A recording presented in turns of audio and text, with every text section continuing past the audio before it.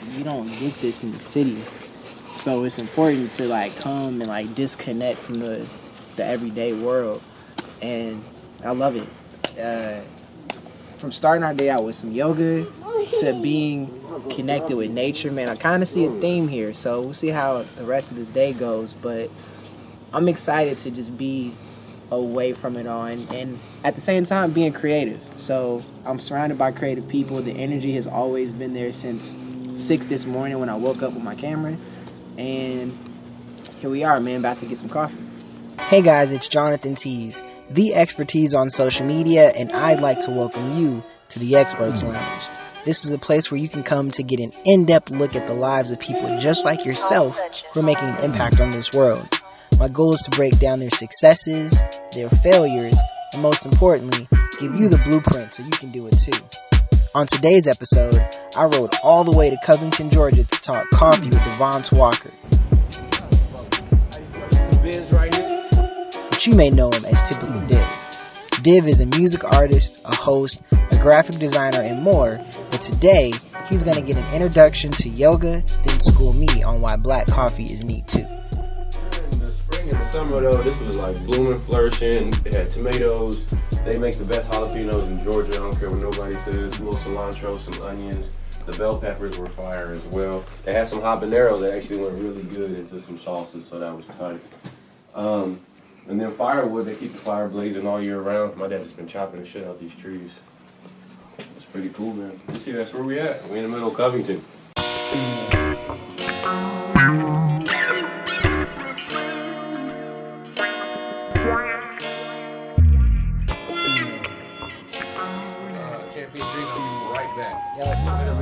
Yo, now you good. I'm about to hop over here. You know what I'm saying? All right. So just switch this thing up real quick. That's my cup. Yeah, man. So this process has been crazy. So let me just tell y'all. Like I said, I went live before I posted the promo material for this. So we started our day out, and I made Div, and shout out to Bib. Come on, Bib. Come. Let him see you. Shout out to Bib. Alright, so I made Div enter my world. If we're going to do this Experts Lounge interview, I need you to come take a look at my process. And I start my days, especially when I have creative endeavors going on, or especially if I have very taxing endeavors. I like to start my day off with something physical. In a perfect world, I do yoga and then work out, but today we just did yoga. Div had never done yoga before, so I can't wait for y'all to see this footage. It's gonna be pretty awesome. When you come to the mat, you have an experience in our body. You know, I feel the world. I see it, I do my research, but I've never been one of those people who felt like I had to be the front liner talking about hashtag Black Lives Matter, hashtag Sandra Bland. Like, I feel that. I know I feel it. I have sisters, you know what I'm saying? I have nieces and nephews. I've been a black man in the car getting pulled over, you know what I'm saying? I get that, but I felt like, I don't know, I didn't want to be pretentious. And trying to speak out and lead a movement, or just jumping in the mix of the hashtag lazy river that is social media when these bad things happen, and then a couple weeks later it all just gets meshed into one moment that happened. So like through working in coffee and becoming like an amateur coffee drinker, working into like a professional environment of it, you start to realize that coffee is being curated and cultivated in some of the most beautiful places in the world with people that look like, I mean, you and me. And over time, you start to think about it. It was just like, I don't know too many people that look like you and me that are selling it. So, you know, the conditions of where it's coming from and how it gets here to, like I said, Western civilization, America, you know, when it's being, you know, treated as a affordable luxury,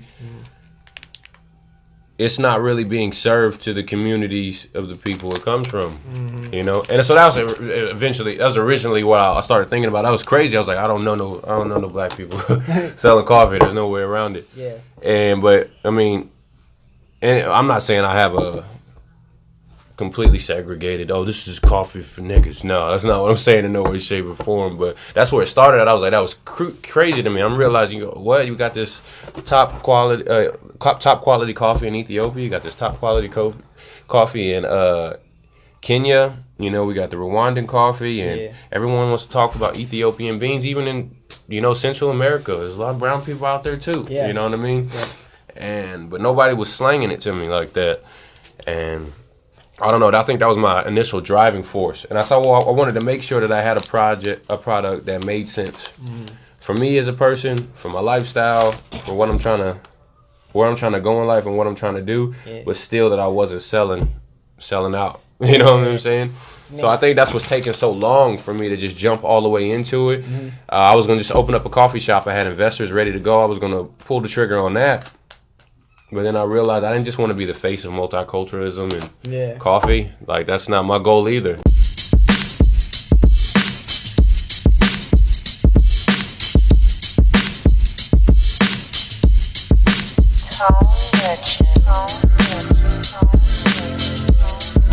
I had to put my shades on for this one.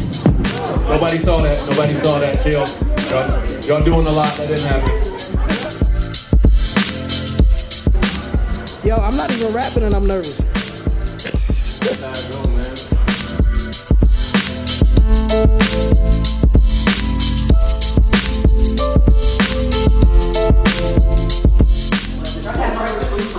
We actually did not have breakfast. You want some couple of eggs and some bagel, cream cheese? No, you gotta do that, man. We can just eat these pastries. I found some French toast bagels. All right, we have bagels. Okay, French toast bagels.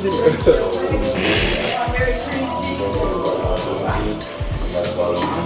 Put an egg on there, some cheese, and a little protein. It was called January 27th. And I was talking about how I know you heard that shit about our president-elect, and that's the most I've ever like alluded to, like being aware of knowing what's going on. Yeah. Because I do feel like music is supposed to be a little timeless. Yep. But I do also feel like the artists have an obligation to reflect the times. Yep.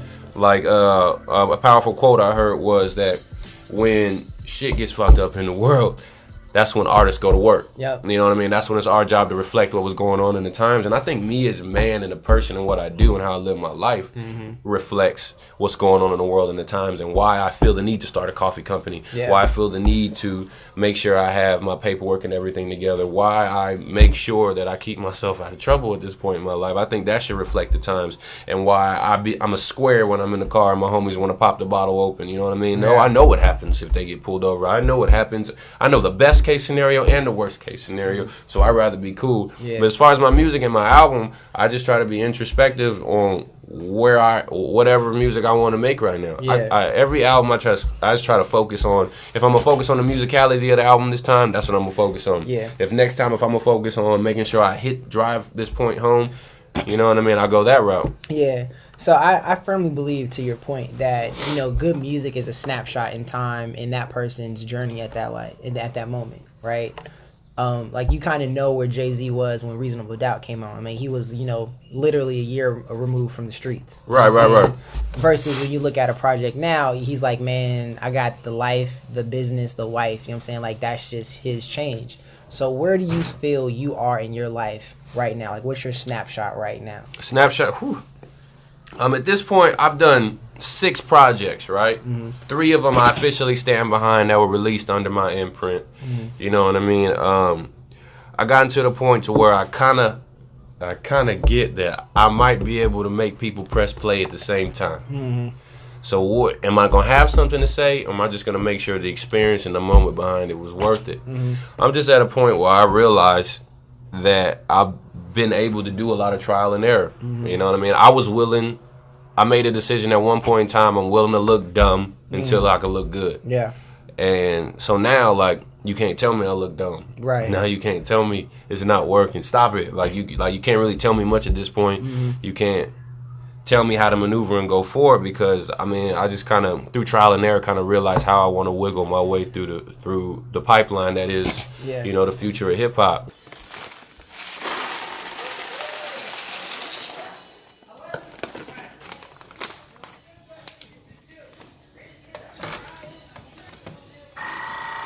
Whoops.